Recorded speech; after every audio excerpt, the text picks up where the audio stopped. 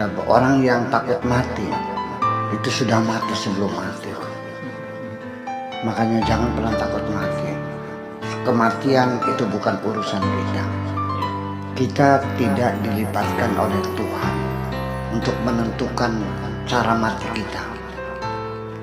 Dan kita tidak akan dikasih tahu oleh Tuhan di negeri mana kita akan mati. Wahai kekasih, sampaikan suara ini. Tangis rindu ingin seperti dirimu. Saya cuma mau bertanya, saya pernah mendengar kajian di sebuah YouTube. Jadi kalau seseorang itu tidak melakukan ibadah sholat 5 waktu, maka ibadah yang lainnya tidak akan diterima. Itu menurut Buya bagaimana tanggapannya? Terima kasih Buya. Ya, gitu saja. Langsung saja. Saya tidak menolak ya. Tetapi saya melihat bahwa ibadah sholat ini menjadi panglima dalam beragama.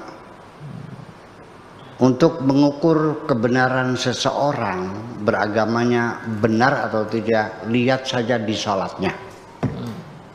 Itu satu. Yang kedua, bahwa sholat itu adalah tiang agama. As-sholatu imaduddin, faman aqamaha faqad haddamaddin. Barang siapa yang mendirikan sholat berarti mendirikan agama. Wa man tarakaha faqad haddamaddin. Barang siapa meninggalkan sholat berarti menghancurkan agama. Lalu ada lagi hadis, wah segudang nih saya teman-teman. Ya, banyak ratusan hadis tentang sholatnya. Ya, antara lain, inna awwala ma yuhasabu bihil mar'u yaumal qiyamah as-sholatu. Nanti amalan-amalan yang pertama-tama dihisab oleh Allah adalah sholat. Barang siapa yang tidak sholat maka semua amalnya tidak diterima. Banyak banget deh.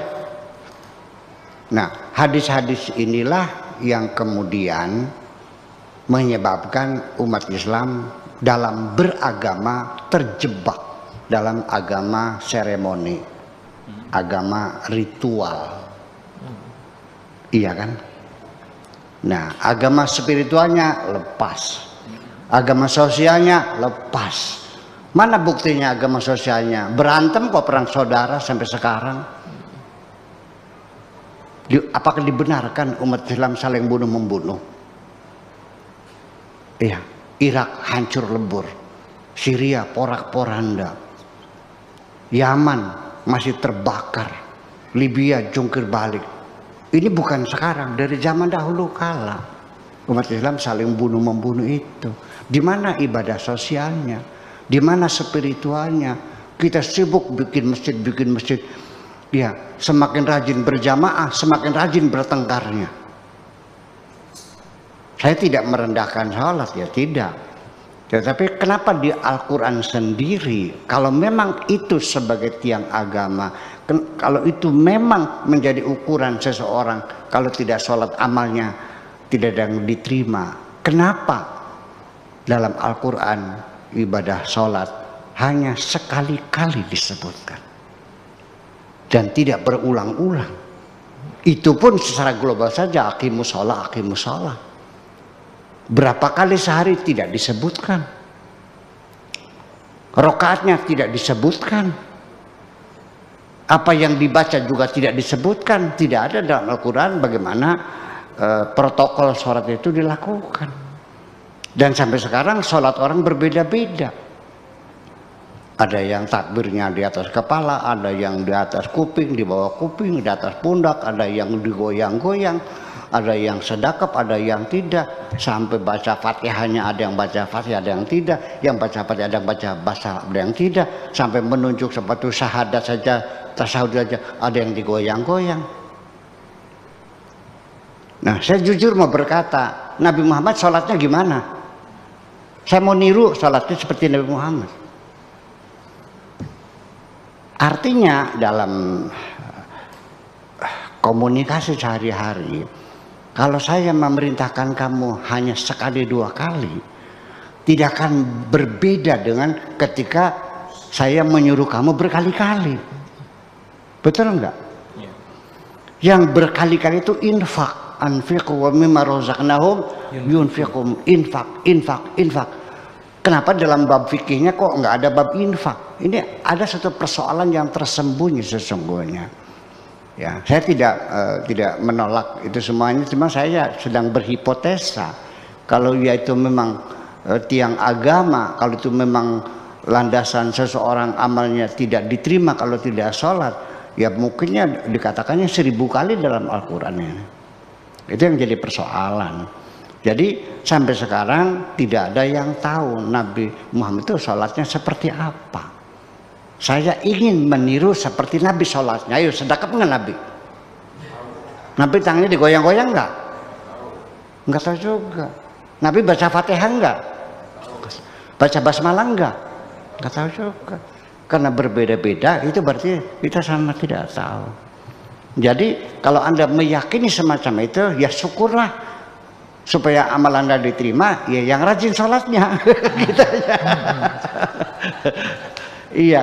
Jadi artinya saya juga secara logika sederhana, sering saya mengatakan, untuk mengukur kebenaran seseorang zaman sekarang, nggak usah di kepintaran ngajinya, nggak usah di wiridanya, nggak usah di puasa, nggak usah lah, nggak usah di kedermawanannya, nggak usah.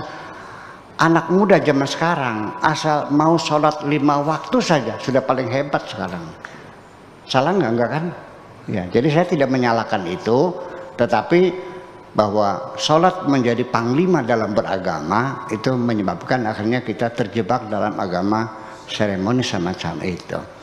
Nah, sehingga ini konsekuensinya kalau orang itu tidak sholat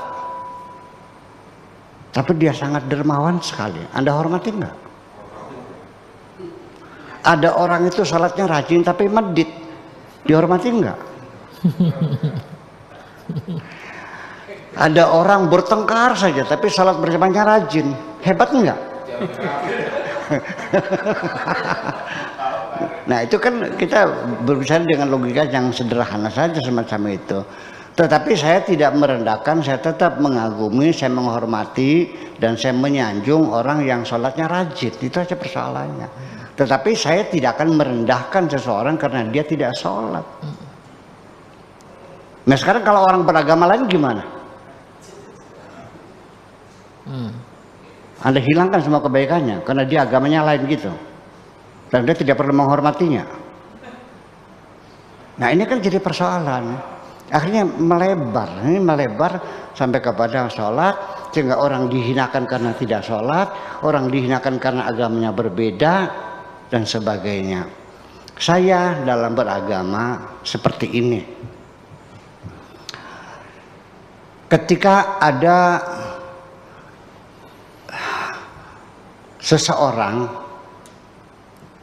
menjelek-jelekan agama saya, menghinakan Nabi Muhammad, mencaci maki Al-Quran, saya akan balik badan, saya tinggalkan. Sampai kapan nanti? Sampai dia berbicara urusan yang lain. Wa idza ra'aita alladziina yakhuduna fi ayatina fa'arid anhum wa la taqud mahum hatta yakhudu fi haditsin ghairi. Ini Al-Quran. Bila engkau mendengar ada orang mencaci maki agama kamu dan sebagainya, balik badan saja. Jangan duduk bersama mereka sampai mereka berbicara yang lain. Saya tidak akan melaporkannya ke Baris Krim sebagai penistaan agama. Ini Al-Qurannya begitu.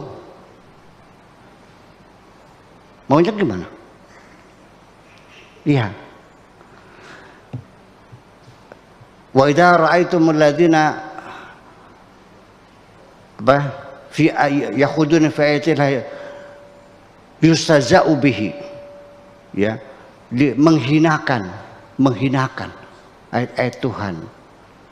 Fa'arid anhum, Wala taqudu mahum, balik badan, jangan duduk bersama mereka. Hatta yakhudu fi haditsin khairi.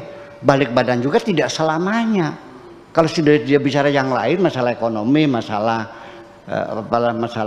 bisnis, ya mangga silakan itu masalahnya. Jadi artinya Tuhan sendiri juga tidak memberi petunjuk kita seperti itu untuk memukuli orang yang ini, tidak. Iya kan? Tapi kan ada undang-undang penistaan agama kan. Itu terserah kamu, kalau saya mau ikut Al-Quran aja lah. Makasih. Terima kasih, sampaikan sesal ini.